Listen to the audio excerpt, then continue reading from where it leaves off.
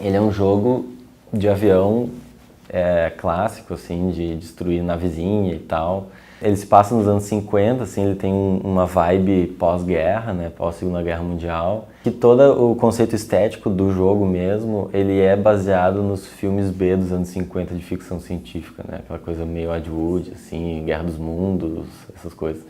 Então o próprio jogo, por exemplo, tecnologicamente falando, ele tem uma aplicação de efeito de película durante o jogo. E o jogo é preto e branco também. E aí, junto disso, fazia muito sentido a gente filmar com atores, né? E não criar um boneco em 3D e tal. Eu acho que outro diferencial também do projeto é que ele é todo em português, né? Ele é falado todo em português. E aí ele vai ser dublado para inglês. Apesar dele ter esse foco internacional de venda, né? Porque ele vai ser lançado para todas as plataformas de consoles, então PlayStation 4, Xbox One, Nintendo Switch, vai tudo para Windows também vai rolar. A gente optou também por fazer em português e daí dublar para inglês. Então isso é uma coisa que chama atenção também.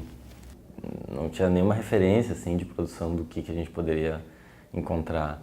Uma diferença gritante foi o controle que a gente teve, né, na produção por causa da estrutura, assim.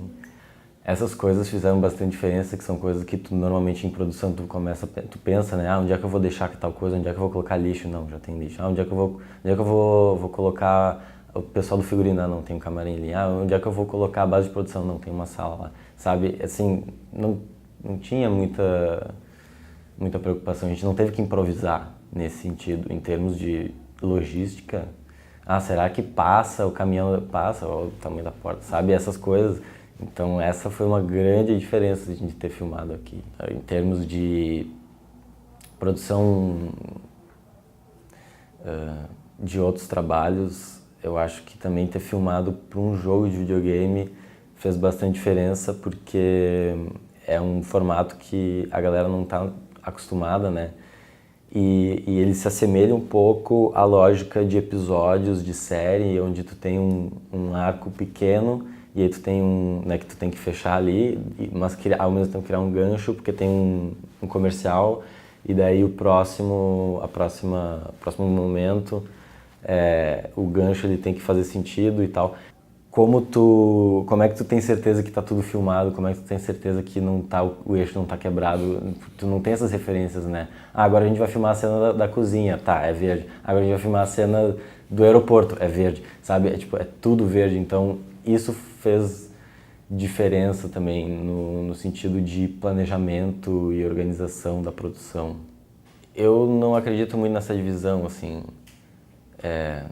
mas... Tipo, claro que ela existe, óbvio, são janelas, né? Janelas diferentes. Mas em termos de produto, a gente está num momento em que essas coisas elas se transbordam de tal forma que não é mais um diferencial, sabe? Tu fazer um filme e esse filme ter um livro também, ou esse filme depois virar uma série, ou ter um aplicativo de celular sobre esse filme, já não é mais uma coisa diferente, sabe? É meio que tá virando isso mesmo. Inclusive, essa retroalimentação. Então, tu faz um jogo que depois vira filme.